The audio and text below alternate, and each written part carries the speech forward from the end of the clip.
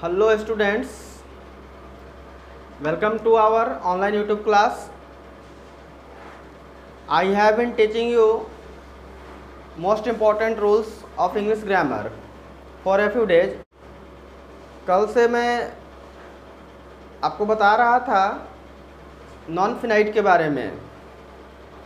आपको मैं non finite के बारे में बताया क्या है फिनाइट वर्ब और नॉन फिनाइट के बीच क्या डिफरेंस है, ये मैं आपको बताया।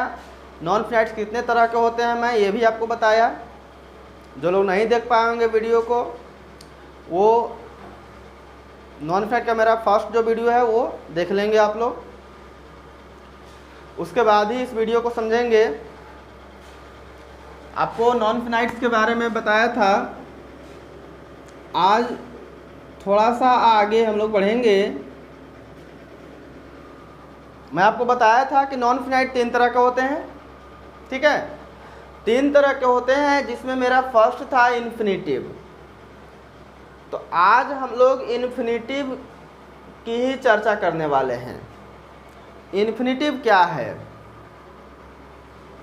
पहले ये जानते हैं इन्फिनिटिव क्या है, आखिर कैसा वर्ब है। इसका फॉर्म आपको मैं बताया था कि ये 2 रूप में पाया जाता है। 2 + V1 रूप है एक, और दूसरा है V1 रूप है, ठीक है। ये 2 रूप में पाया जाता है। तो सबसे पहले इन्फिनिटिव का डेफिनेशन देखते हैं। देखिए, इन्फिनिटिव एक ऐसे वर्ब को कहते हैं, एक ऐसा वर्ब है, वर्ब फॉर्म कहिए, वर्ब का एक ऐसा रूप है इन्फिनिटिव जो नाउन का काम करता है। और ये वर्ब तो है ही, तो आप कह सकते हैं कि वर्ब का भी काम करता है। वर्ब तो है ही, तो अगर हम नहीं भी कहें कि वर्ब का काम करता है तो आप खुद समझ सकते हैं कि जब वर्ब है तो वर्ब का तो काम करेगा ही, लेकिन इसका जो मेन काम है वो नाउन का काम करना है। यानी इन्फिनिटिव वर्ब के ऐसे फॉर्म को बोलेंगे जो नाउन का काम करता है। थोड़ा सा समझेंगे आप कि नाउन का काम कैसे करता है। आखिर वर्ब है, नाउन का काम करता है, तो किसी सेंटेंस में ही करता होगा, किसी सेंटेंस में करता होगा। और सेंटेंस का जो जनरल स्ट्रक्चर होता है वो ये होता है, ठीक है। ध्यान से समझेंगे, ये बात आपको शायद ही कहीं समझाया गया होगा, आप बढ़िया से समझने का प्रयास कीजिएगा। ये देखिए, एक जनरल स्ट्रक्चर है हमारा इंग्लिश सेंटेंस का। तो इसमें नाउन कहाँ कहाँ आ सकता है। ये तो मान लीजिए एक वर्ब है, ये तो वर्ब आएगा ही, वर्ब आएगा ही, लेकिन नाउन कहाँ कहाँ आ सकता है। तो नाउन एक यहाँ आ सकता है और एक यहाँ आ सकता है, बिल्कुल आ सकता है। जैसे देखिए ना, अगर हम लिखते हैं कि राम टीचेज हिज ब्रदर, तो देखिए ये भी नाउन है और ये भी नाउन है। यानी नाउन सब्जेक्ट के जगह पर भी आ सकता है और ऑब्जेक्ट के जगह पर भी आ सकता है। अगर कोई ऐसा चमत्कार हो जाए, अगर कोई ऐसा चमत्कार हो जाए कि इस नाउन के जगह पर कोई वर्ब आ जाए, ठीक है। ज़रूरी नहीं है कि यही सेंटेंस में हमारा ये सेंटेंस का स्ट्रक्चर होना चाहिए। फॉर दिस सेंटेंस, हम इस सेंटेंस के लिए नहीं कह रहे हैं, हम इस स्ट्रक्चर के लिए कह रहे हैं। तो अगर मैं ऐसा सेंटेंस लिख दूं कि to walk is an exercise, to walk is an exercise. अब ध्यान से देखेंगे, ये हमारा सब्जेक्ट का जगह है, ये तो वर्ब है जी, और ये ऑब्जेक्ट का जगह है, ठीक है। ये सेंटेंस लिखा हुआ है। अब आप खुद ही देखिए कि 2 + V1 दिख रहा है कि नहीं दिख रहा है, और ये नाउन का काम कर रहा है कि नहीं कर रहा है, ठीक है। तो ये टू वॉक मेरा क्या होगा, इन्फिनिटिव कहलाएगा। समझ गए, टू वॉक क्या कहलाएगा, इन्फिनिटिव कहलाएगा। एक और एग्जांपल देखेंगे आप, ऑब्जेक्ट की जगह पर मैं दिखाता हूँ। अगर मैं कहूँ कि he wants to cheat, he wants to cheat me. ध्यान देखिए, सब्जेक्ट है और ये वर्ब है, और उसके बाद भी एक वर्ब ही है। जबकि यहाँ पर अगर सब्जेक्ट है, वर्ब है, तो यहाँ क्या आना चाहिए था, ऑब्जेक्ट आना चाहिए था ना। लेकिन क्या यहाँ आ गया, एक वर्ब फॉर्म आ गया जो 2 + V1 के रूप में है। तो ये क्या कहलाएगा, इन्फिनिटिव कहलाएगा, ठीक है। अब आप समझ गए होंगे, इन्फिनिटिव फॉर्म को समझ गए होंगे। कुछ जगहों पर V1 का भी प्रयोग होता है, मैं आपको यूज में दिखाऊंगा। आपको मैं ये समझा रहा था कि इन्फिनिटिव का डेफिनेशन क्या है और वो सेंटेंस में फंक्शन किस चीज़ का करता है। तो सब्जेक्ट का काम करता है, ऑब्जेक्ट का भी काम करता है, ठीक है। अब आते हैं हम लोग इन्फिनिटिव में जो ये दो है इनका नाम क्या क्या है, आप ध्यान से समझेंगे। देखिए ये जो 2 + V1 है इस फॉर्म को बोलते हैं फुल इन्फिनिटिव, फुल इन्फिनिटिव बोलते हैं, या कहीं कहीं जगहों पर यह भी इस नाम से भी लिखता है। देखिए इन्फिनिटिव विथ 2 इस नाम से भी लिखता है। और ये जो V1 देख रहे हैं आप, उसको बेयर इन्फिनिटिव कहा जाता है, बेयर इन्फिनिटिव, या इसी को इन्फिनिटिव विदाउट 2। नाम से यह स्पष्ट है, इन्फिनिटिव विथ 2 मतलब 2 वाला ना, 2 के साथ वाला वर्ब। और ये V1 है यानी ये बेयर इन्फिनिटिव है, मतलब विदाउट 2 है, 2 के बिना है, इसमें 2 नहीं है, तो ये बेयर इन्फिनिटिव है। तो इस तरह से इन्फिनिटिव के कितने भेद हुए, 2 भेद हुए, ठीक है। इन्फिनिटिव किस तरह के होते हैं, 2 तरह का होता है, एक फुल इन्फिनिटिव कहा जाता है और दूसरा को बेयर इन्फिनिटिव कहते हैं। फुल इन्फिनिटिव हमारा ये है और बेयर इन्फिनिटिव ये है, ठीक है। अब आप इतना जान गए हैं इन्फिनिटिव के बारे में। अब मैं आपको ये बताऊंगा कि इनका यूज और इनका यूज आखिर कहाँ कहाँ होगा, ठीक है, जो कि कंपटीशन में यही से क्वेश्चन आएंगे। मतलब आखिर इन दोनों में कोई डिफरेंस तो होगा ही, कोई एक पर्टिकुलर जगह होगा, कोई पर्टिकुलर रूल्स होंगे इनको यूज करने के लिए, तो मैं वो आपको अभी बता रहा हूँ।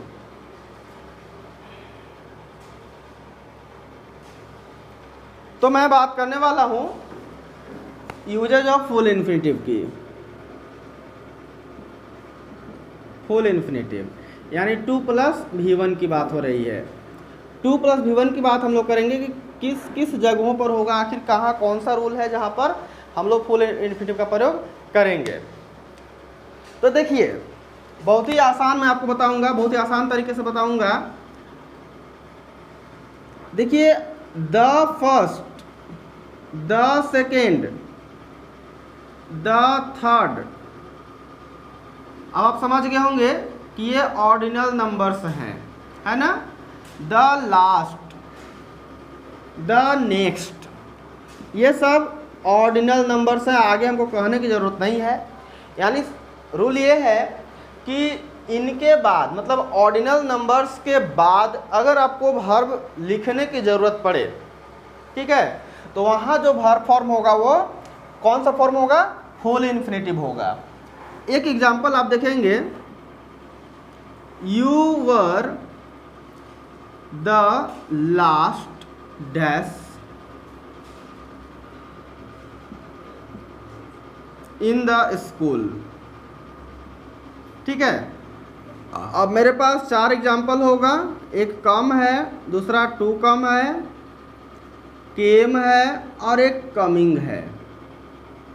ये एग्जाम मेरे पास 4 ऑप्शन हो चुके हैं। अब आपको भरना है कि हम क्या भरें।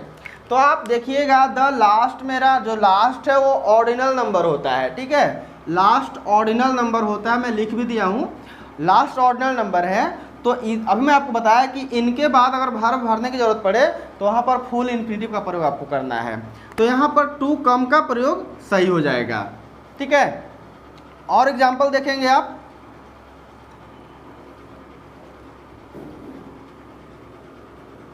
He is the first speak against the इवेल्स, ठीक है। यहाँ तो मैं स्पीक भर दिया हूँ, इसको ब्रैकेट में रखना होगा। मान लीजिए आपको स्पीक का फॉर्म भरना है, he is the first dash against the इवेल्स, आपको स्पीक का फॉर्म यहाँ भरना है। आप क्या भरेंगे, क्या आप स्पीकिंग भरेंगे, क्या आप स्पोक भरेंगे, क्या आप स्पीक का कौन सा फॉर्म भरेंगे। तो आपको रूल पता है, आपको पता है कि द फर्स्ट, द सेकंड, ये सब के बाद जो वर्ब होता है वो फुल इन्फिनिटिव होता है। तो यहाँ पर आप आंख बंद करके भर सकते हैं कि यहाँ टू स्पीक ही होगा, ठीक है, क्लियर है। अब आते हैं सेकंड रूल में हम लोग। सेकेंड रूल की बात करते हैं कि कहाँ पर फुल इन्फिनेटिव का प्रयोग करेंगे। देखिए, अगर आपको रूल्स पसंद आए, जो रूल आपको ज़्यादा पसंद आए उसके बारे में कोई डिस्क्राइब की जरूर कीजिएगा, ठीक है। कोई कमेंट जरूर कीजिएगा, जहाँ आपको लगे कि हाँ यहाँ पर कुछ अलग होना चाहिए तो आप उस सजेशन को भी आप कमेंट में ज़रूर लिखिएगा। चलिए मैं आपको अब बताता हूँ कुछ ऐसे वर्ब्स हैं, ठीक है, कुछ ऐसे वर्ब्स हैं जिनके बाद भी फुल इन्फिनेटिव का प्रयोग होता है। तो उन वर्ब्स को आप देख लीजिए। ऐसे तो हैं बहुत सारे वर्ब्स, बट कुछ इंपॉर्टेंट वर्ब्स की हम बात करेंगे, ठीक है ना। तो वो वर्ब्स हैं believe, want, try, attempt, endeavor, प्रयास करना होता है, इन तीनों का मतलब प्रयास करना, endeavor, believe विश्वास करना होता है, नो, KNOW नो जानना, request, tell,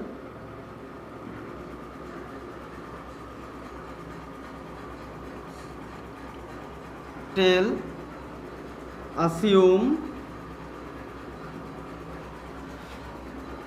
seem, appear,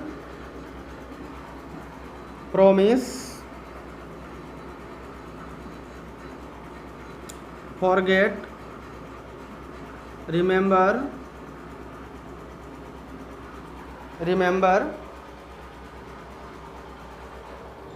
consider, think नहीं लिखा हूँ, नहीं। तो इस तरह से ये सब वर्ब्स हैं, इट मैं कर दे रहा हूँ, ये सब वर्ब्स हैं जिनके बाद आपको फुल इन्फिनेटिव का प्रयोग करना होगा। और ये बहुत सारे वर्ब्स मैं लिख दिया हूँ, ठीक है। आप इतना याद कर लें तो क्वेश्चंस इतने से ही आ सकते हैं। आपको पहले इतना याद करना है। देखिए कुछ एग्जाम्पल में किस तरह से प्रयोग किए जाएंगे ये सब। अगर हम बात करें कि ही अटेम्प्टेड डैश थीफ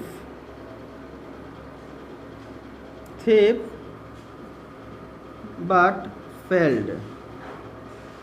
मेरे पास वर्ब है कैच, ठीक है। कैच भरना है, आप क्या भरेंगे? He attempted dash the thief but failed. तो यहाँ पर अटेम्प्ट लिखा हुआ है ना, देखें आप, अटेम्प्ट के बाद वर्ब का कौन सा फॉर्म होना चाहिए? तो फुल इन्फिनेटिव फॉर्म होना चाहिए, ठीक है। ये रूल मैं आपको बताया। तो जब फुल इन्फिनेटिव फॉर्म होना चाहिए तो यहाँ पर टू कैच, यही तो फुल इन्फिनेटिव फॉर्म है, ठीक है। और आप एग्जाम्पल देख सकते हैं, सी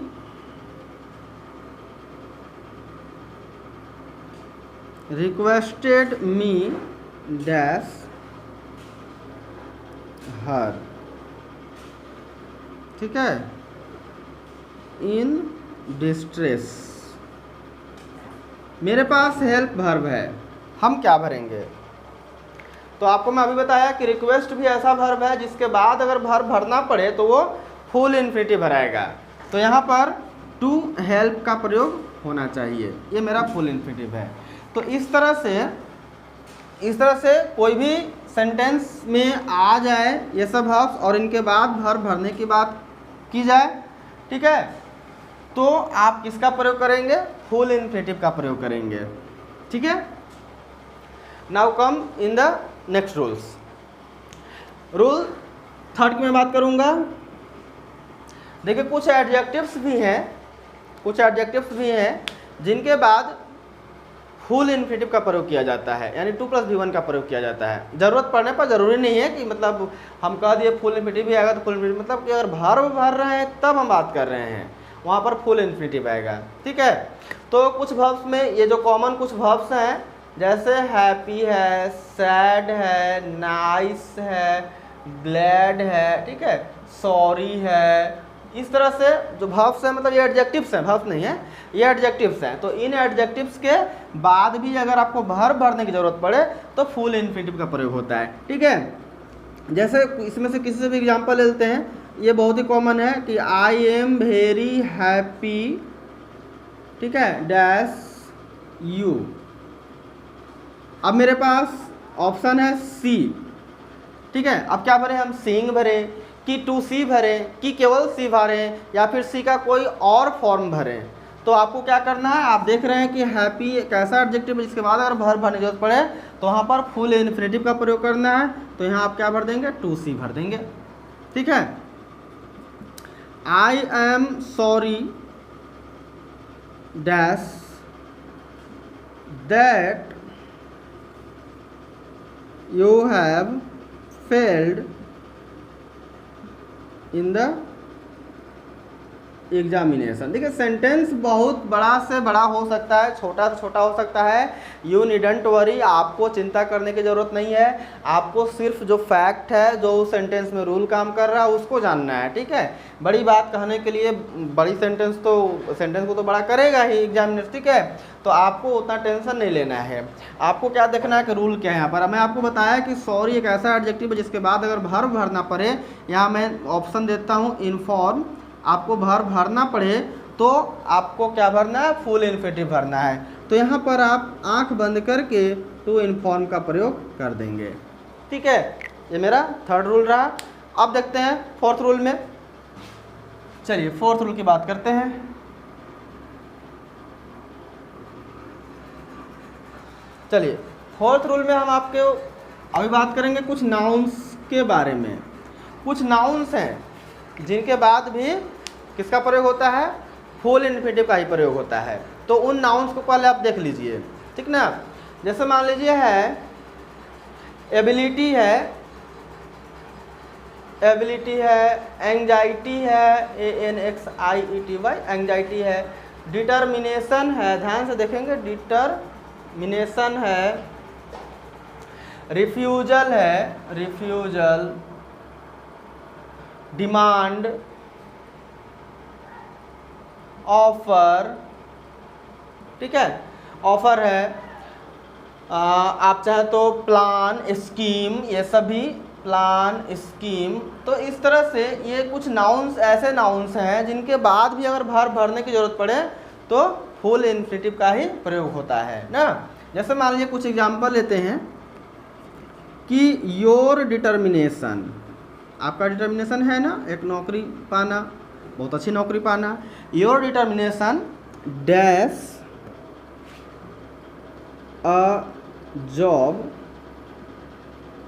इज एडमायरेबल। और ऑप्शन में है टू गेट, सॉरी केवल गेट हम लिखते हैं। वैसे ऑप्शन तो वो अपने अनुसार रखेगा, आपको उतना टेंशन नहीं लेना है। चाहे टू गेट दे, गेटिंग दे, गेट दे, गॉट दे, जो भी देगा वो तो फॉर्म कोई भरने के लिए बोलेगा। आपको देख लेना है कि हाँ यहाँ पर जब डिटर्मिनेशन है, योर डिटर्मिनेशन, तो ये नाउन है ना डिटर्मिनेशन, तो इसके बाद जो वर्ब आएगा वो कौन सा फॉर्म होगा, 2+V1 होगा। तो यहाँ पर टू गेट का प्रयोग कर देंगे, ठीक है। इससे से आप भर सकते हैं। अगर मैं और एक दो एग्जांपल की बात करूं तो his ability dash this question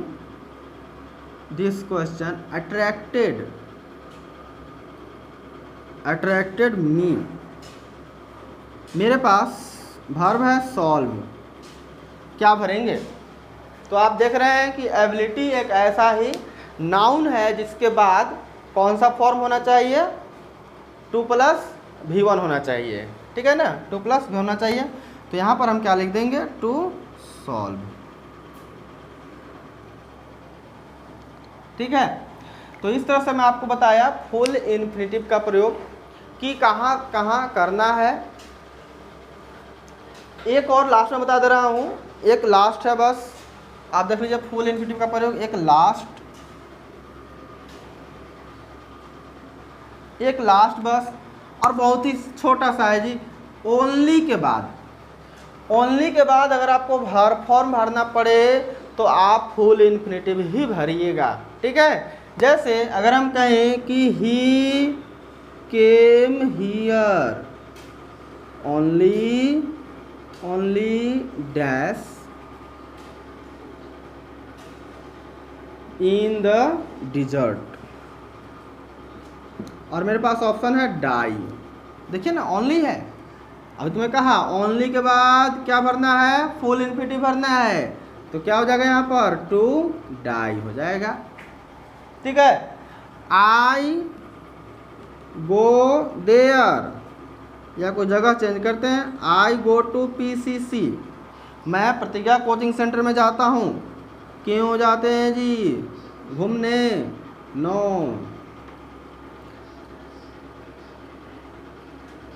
कुछ सीखने जाते हैं ना। मेरे पास ऑप्शन में लर्न है, हम क्या भरेंगे, ओनली आया हुआ है, कौन सा फॉर्म, फुल इन्फिनिटिव, तो यहाँ पर टू लर्न हो जाएगा। तो इस तरह से आप देखें फुल इन्फिनिटिव का प्रयोग। ठीक है, मैं नेक्स्ट वीडियो में आपको बताऊंगा बेयर इन्फिनिटिव का प्रयोग, जेरंड का प्रयोग, और भी कुछ पार्टिसिपल्स वगैरह का भी मैं बताया हूँ, उन सब का मैं रूल्स बताऊंगा। ठीक है, तो वीडियो को पसंद अगर आती है तो आप लाइक कमेंट शेयर जरूर करेंगे। सब्सक्राइब चैनल को नहीं किए होंगे तो कर लीजिएगा। Thank you, that's all.